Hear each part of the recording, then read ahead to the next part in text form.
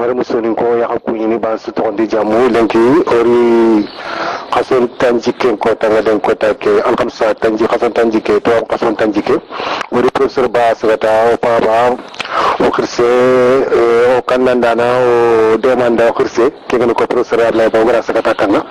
pour len ko take anobu kumpano bu saga ba na hadama an karanga ko tasu ko ko hombe an fa karanga fo na to mais fo go len ko take le mununga i sankon no ko den ko take nke fankena kay to soni kara waxal sum fankando dem ko kara parce que ndegan ni mari kitar wacce mari kité intibana ganni lim nañu dugina ko senki tagal len ki ko tanga len ki len na ak dugina to ko senki to fum beger kenya o mulna fula mana masala ara fum be xara tanka to ko te ke bugo fo go ke ko ton nan to ri professeur ke tanga len ki kinni so khira ke buga senegal islam on na len ko ta ke aga tankata khason kibaru o mulla ana sulmane ko danga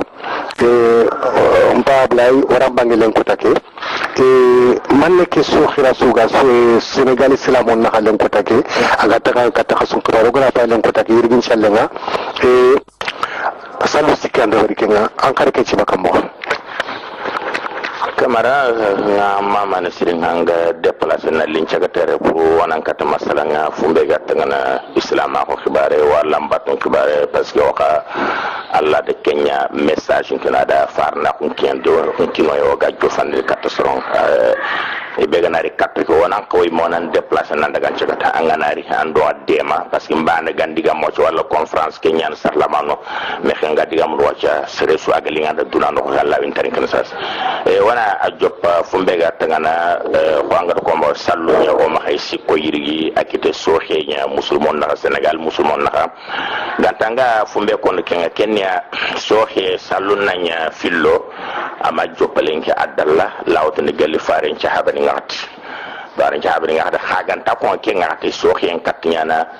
debe do debe anaka comme par exemple Medina l'Arabie Saoudite ado Sirina Damas Muawiya farin chaba khore wana anyi no Abdullah ibn Abbas aya Medina Muawiya ado Damas ko yiga son qason chumen joppa ko tabe kuma joppa kan salle ngari serere ado ko da datti kude en qawmin lenki paski wala en qawmin khumana paski kunde tanje ke biton ke da Abdullah ibn Abbas ti ayya to ko tampilero ko bo wonta min mo ganda hasongar wallo na tanje ke biton ci mant mais atikat Muawiya be gan khalifa ngono aga min kemmambaga ati ay Allah faru do nyamari nan to na ke ada beri timandini tanje ke biton ya na to ga ma hasongar tampilero ko bo ngota kaga ta ko yora ke famu bande ke jamane do jamane na ha ho Senegal do l'Arabie Saoudite ho Senegal do Mali Senegal do Mauritanie arawa yandu ko na salli ko na wase sallini khaganta nanya jamambane no Senegal bane ke no nanya salu nanya siko ken fo musulme sugay kharanga na sugay sere sanga khirni katalla kile sere su musulma ko tubare aga dan interesse o gan ko wona adanga bana ga fumbe ko ni soronga ken ya musulmo o me fam o sondo mo manya bane kha fumbe ga fike tallam pende ga tallam bonondi ken ya autorité ni ya gabon no ma Senegal gouvernement nga no gouvernement yan autorité gouvernement bon ici Sénégal ni on pays laïque c'est-à-dire dinante ka fini jamane politique ni karanya dinan ni karanya donc au gouvernement qui était takelo la gatti ne soronda khamini wala soronda khasumi atoko man ke da atoko tuano kube ne ga khara arabi jamadi diplôme khoro ngari wo Sénégal no ke da association de bari wo fini kala contact ngi do sella dun ko na ko kan autorité ko autorité sikandi yani kube no gatti ni marabout traditionnel o famille de marabout traditionnel yani famille nyogoni yare kullum mu khara ima khara modini ya gouvernement ko nyatarin kan dinan to kube ni ga khara diplôme ni ngi ma khay donc autorité ni ngo ma khay sikko ndama wala tanyo kembere mawdi sil an juma khoreke khason ci gi sorondo contacter nanti khason asigi ida wari di sheda ko kin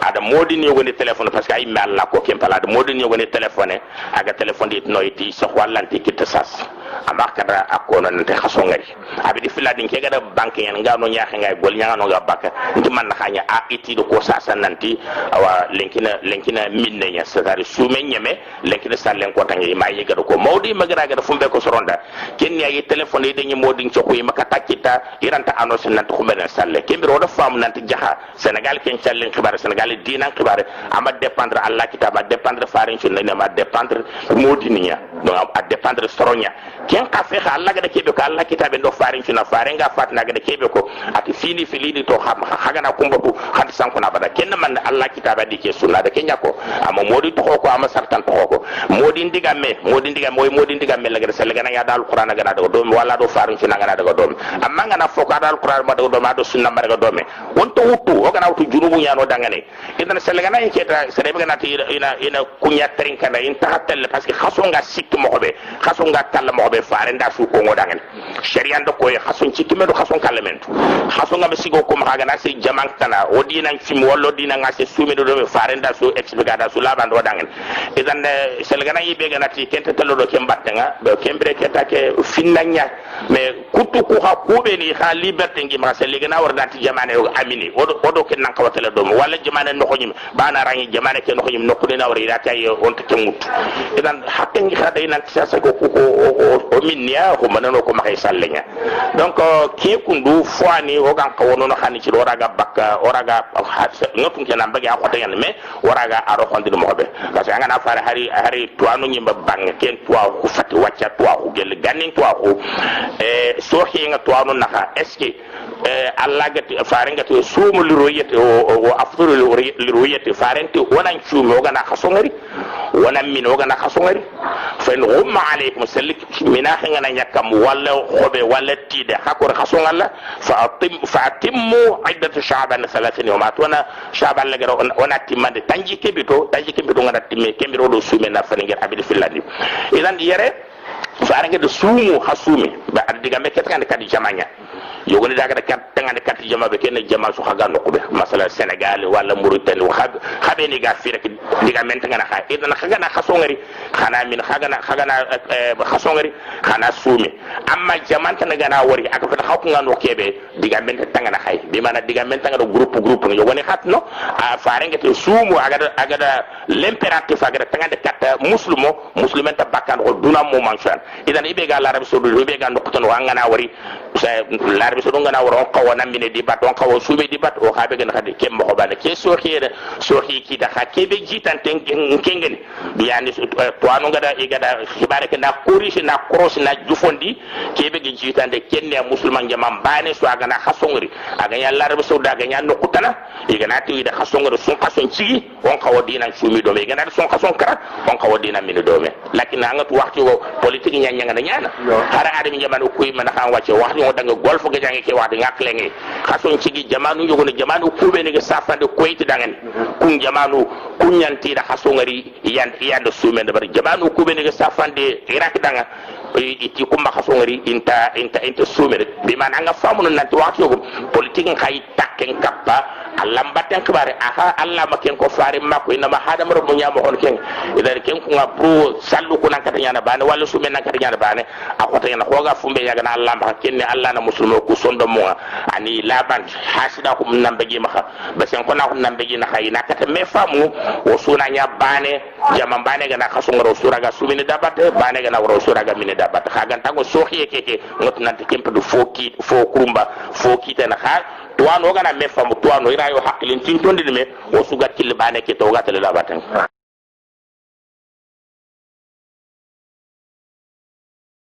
mais xatsa len ko takke o yimere wode go daga xar juma ko do film mandi o do président de la république ni mati problème ke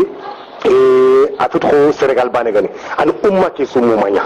ana fam bon yugo ne xaye Sénégal loko ido comme ido kiten noro ko soni ko nanti igamati ibadu ni yana inati orudu bugu feninga orudu bugu Sénégal luanga o sage tele do Arabie Saoudite bata aka itu heure yara do Arabie Saoudite aka ogo heure ke do hakam pa do Arabie Saoudite naka ama gobo donc man ne pour ka soro ko den ko tak khasalen ko tak ke lo kwa o soni ko gigi te ke no soni ko no angana tanga safana angana politique nya ha dungoro londi nan tanga musulma ko sharia anga fay nan diga makka man erreur ya dabar ana erreur ya dabar na nyaake do l'Arabie saoudite ko batte wala na nyaake wasan do l'Arabie saoudite ko batte nga tuano nyankata ke mpay ni sirgne na jufondi waray nyaake di batte wala rant yaake di batte président compétence fatike nga politicien compétence fatike nga tuano nya compétence voilà donc que salle ke ganyan ko son khaso ke gakalla ko do tampile do bito ke wodi sumi tampile do bito ko be ga sumi ido ko nanti malin ko ndaka songri ido ko nanti niger ko ndaka songri kemiro do tampile do bito ko be so faren kati khasona tampile do bito ko be wala tanjike tampile ke do bito ko kenya ka be dina tananya ananya tanjike way to hade nanti har la Arabie saoudite ko ganno wari ado wodo na nya hedi batto wodina parce que iti nato sukko fonga o ga kafin wuro hari gana nyi leer bane hakko ga kafin wuro c'est à dire ke jamane wuro ay le takrene wuro ngam jofe ke jaman bane bi bana khaswana fi bane no l'Arabie saoudite no kane leru sikia donc wuro lantro ma ke mbudu ngay le bakka anani wuro ngam jofe Sénégal donc o di ke fi har ganyana leru dantan do l'Arabie saoudite yana wuro joppono kane wodi na kafay wuro nanye be kumbange ki wuro nanye be bange na roki anani wuro ngo banga anari mo khabang khaga nyamo suke foke ngo wuro ke wodi gatte fine idan mada modi raga ke fin wuro nga kube ne getti wara nyaahene do medda batta nga jamanu ngal lato mo ita condition na kenya ando jamanu bene har folo manni na khaga ke fine wuro har gana ya leer bane igana khasungor hakke nga hada susuna min dome mais sele gana yike de l'Arabie saoudite brabe go do l'Arabie saoudite naka ala do fumbe go do Mali naka ala do fumbe go do Niger naka sele gana Niger ko gana ti de khasungor wala Mali ko ndati khasungor ido téléphone ide laban do dang sorobe no confiance tan ngi do wori nanti de khasungor man na no gat no nyaakam do l'Arabie saoudite ko nyabatte o to nyaakam do ni ke Mali ko mbatte wala to nyaakam do Niger ko mbatte ke ngay khanga naka nyimme parce que o suna africain o suna musulmo nya peut-être l'Arabie saoudite ko layti e pour nyaakam do Sénégal batte wala to nyaakam do nokutana batte igana ko hatto nya pourquoi parce que itu nan to ku bange khason kibare état takente gouvernement takente sara bara bani ne e ku khabange cour suprême ya khibari ya khason ngana kay situ ko dabi ngana kay cross ndenyan gouverneur nyan nonga commission nyogo eno commission ke nyana nonga igana khason ngene khibari kini